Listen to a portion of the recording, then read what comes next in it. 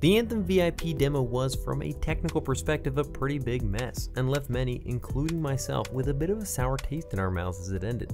But there was some good news to be had from the experiences as well. So in this video I'll be going into the good, the bad, and the infinite loading, and why it being a demo has left the community so riled up.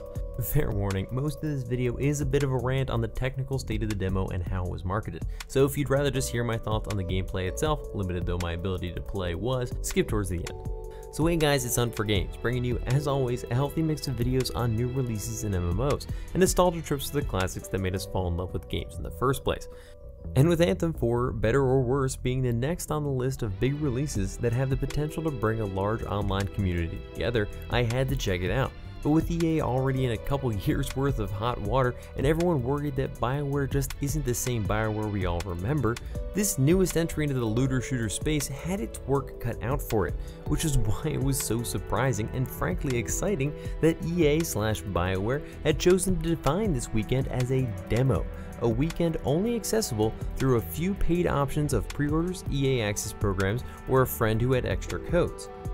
I don't mean to say that this limited the quantity of people. There were tons of people that got access this way, but most of them were paying in some way, shape, or form.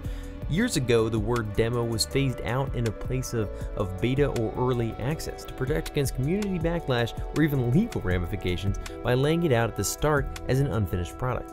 For many gamers, demos still call back to the age of discs containing portions of a complete game, the first level, a few game modes with limited maps, some of which I put almost as much time into as the games themselves, with each modern release feeling like a test session to weed out final bugs, network issues, and general inability to actually play the game we paid for. Hearing demo gave me a genuine bit of excitement over the level of quality that the developers felt the game was in. I've wisened up a bit to generally not take too much stock in beta weekends, but I'll admit, I got caught up in the marketing and was pumped to check out this upcoming release a little early. In case you haven't been tuned into Anthem news at all since this went down last week, it went pretty terribly. Complete inability to connect at all, infinite loading bugs that forced you to fully restart the game in an attempt to join whatever session you were just playing with, rubber banding and disconnects during play and cutscenes alike, issues with customization saving through to your actual play, and frame rate and motion blur issues all over the place on multiple versions of the game. While I'm a pretty patient person, I'll admit I was pretty frustrated to have set aside my Friday night to check Anthem out with the community, only to be faced with bug after bug after bug. BioWare was very transparent throughout the weekend, addressing some of the concerns, working tirelessly to correct some of the issues where possible and communicate what was being done. And I commend them that transparency, but ultimately, I can't applaud them for their communication efforts when communication was the problem to begin with, which brings us back to the use of the word demo. Gamers, myself included, have slowly been lulled into a sense of complacency about the quality of games at or before release.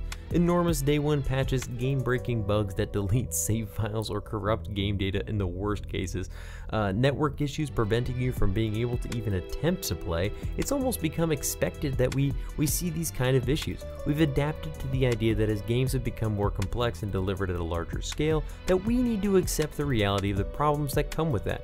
Betas are part of what help resolve some of those issues before launch, and as with all software development, should be used to iron out at-scale network issues, rare and difficult bugs, etc.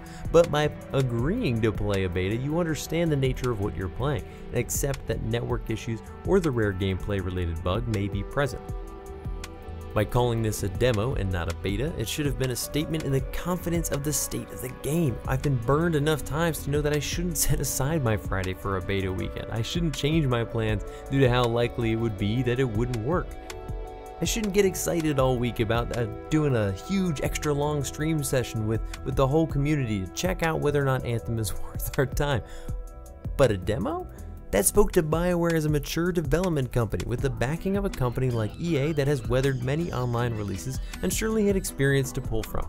And maybe it's backwards, but with EA's track record, I honestly saw it as even more proof that it must be in a really great place. EA has to know they're in trouble public opinion-wise. They're not going to take risks lightly.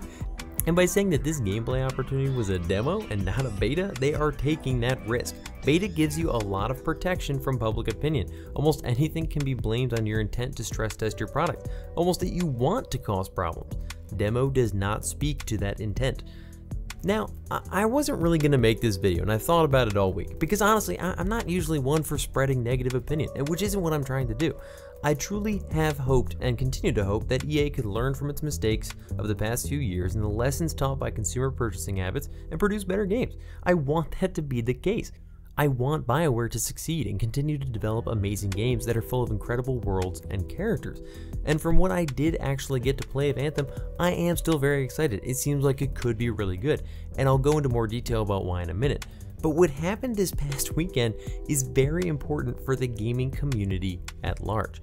The loss of the word demo and its replacement with beta or early access or test weekend was, in my opinion, a huge blow to video games over the past, I don't know, 15, 20 years. When did demo go away?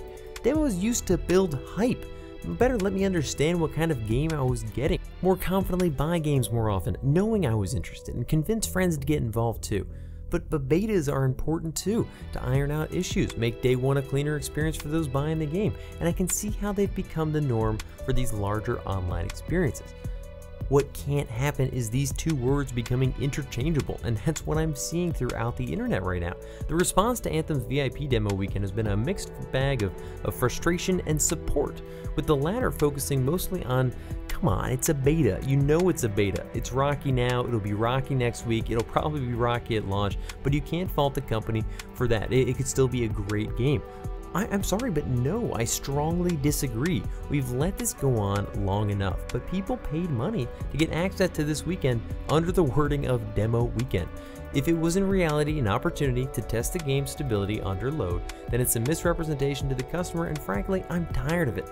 If it's not, then the game just wasn't as solid as BioWare or EA expected, and that alone speaks to the quality of their development process and makes me concerned about whether or not I can trust them to deliver a complete and working game for my hard-earned money. Look, I'm glad that they're being transparent about what kind of issues were going on, and as a software developer myself, I certainly have empathy for the situation as unexpected issues reared up in the face of such overwhelming interest and number of concurrent players. But this isn't the first time BioWare has released a huge title, and it's not the first time that EA has published a multiplayer game on this scale. So I just can't help but say again, after years and years of this, guys, come on. I have friends that were pumped that are now just frustrated with the overall experience and likely won't buy the game on day one, nor should they. Launch days for games used to be a thrilling thing for my friends and I. Now it feels more like, what problem are we going to run into next mixed bag of frustrations. Over the years, the mindset has become, well, you just need to expect that. Don't buy it day one, wait till everything gets ironed out. But I'm sorry, why are we accepting that? If I spend money to buy a game full price on day one, it better work. If I buy a car and they don't tell me that while I can listen to the radio and all the lights and wipers work, I better not try driving it quite yet, because the brakes can be hit or miss. As a huge fan of multiplayer experiences, it's just been so frustrating to watch the industry get bogged down in predatory monetization techniques, incomplete functionality, or just buggy and inconsistent experiences. And we all, myself included, enable it.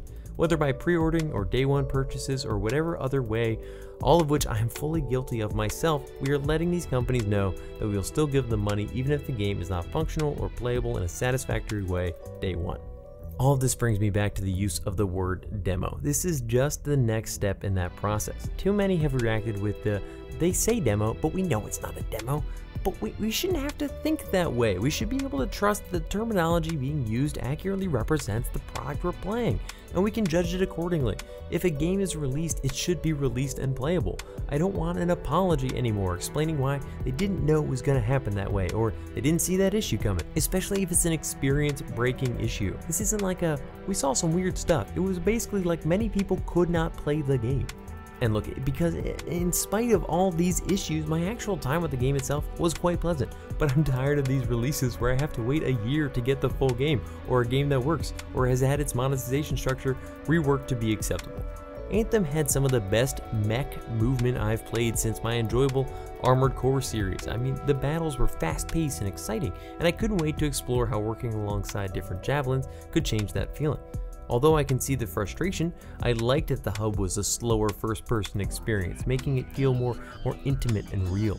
I was glad you couldn't slide around doing boost, backflip, double jump, slide, bunny hops to and from your objectives, ruining the immersion of this sacred place that's supposed to be someone's home. It's a problem in MMOs. It was a problem in Destiny. People are always in a rush and will use whatever the game allows them to speed their way through an area. Having said that, the slow walk being the only pace you can move at will get pretty annoying considering you have to get to your javelin to start missions. The characters I met were engaging and interesting. The world seems exciting and beautiful to explore. The weapons were varied and cool, already exciting me about the loot grind to better and better gear. I hope that visual pieces can be attained through in-game methods and not just real money purchases.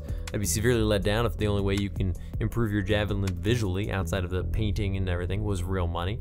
But I do need to look into that more to see if that's the case. I mean, whether that bothers you or not, it seems that stat-wise you aren't really able to buy any pieces that will give you an edge, at least so far. So that in itself is good news. I would have loved to explore the game more deeply to get a better feel for whether or not it seems like it can hold my attention long term, but I really was held back pretty significantly all weekend by the issues I've mentioned previously. And look, again, this wasn't an effort to slam Anthem or BioWare or EA. I'm excited for Anthem, and I hope that BioWare and EA can deliver a truly enjoyable experience. What I'm worried about is slipping deeper and deeper into the rabbit hole of accepting bad practices because we've become so desensitized to them. As is always being said to me, we need to vote with our wallets, which can be hard when the hype is so large. I still want Anthem to succeed and encourage everyone to give it a fair shake when it comes out. But a demo should be a demo, and if this is a reflection of the release of the game, then I wouldn't recommend anyone buy it day one, until these issues are ironed out. And that should be an exception with a new game, not the norm. So I appreciate you guys hearing me out with a bit of ranting, which isn't normally what we do on this channel, but it's something near and dear to me, and I feel like it had to be said. I doubt this was all news to most of you, but let me know your thoughts on videos like this. If you enjoy these opinion throwdowns on new releases, let me know in the comments, and I'll start squeezing in a few more to the standard releases of videos each week. Question of the week: what was one of the worst launch experiences you ever endured? There have been some pretty bad ones, from huge queue times only to get you kicked out of the game anyway, to game-breaking bugs killing off new players. Hope these issues get ironed out soon, and I'll see you guys all in the next video. Peace. Thanks for watching. If you're interested in more videos like this, think about subscribing. And if you already have, don't forget to click that little bell next to the sub button to get notified when new videos go live. Hit me up in the comments with your thoughts on this video, or come hang out and chat with me on Twitch every Tuesday night at 8 p.m. Eastern Standard Time. And definitely look me up on Twitter or Instagram and Hunt for Games to keep up with what else I've got going on. See ya.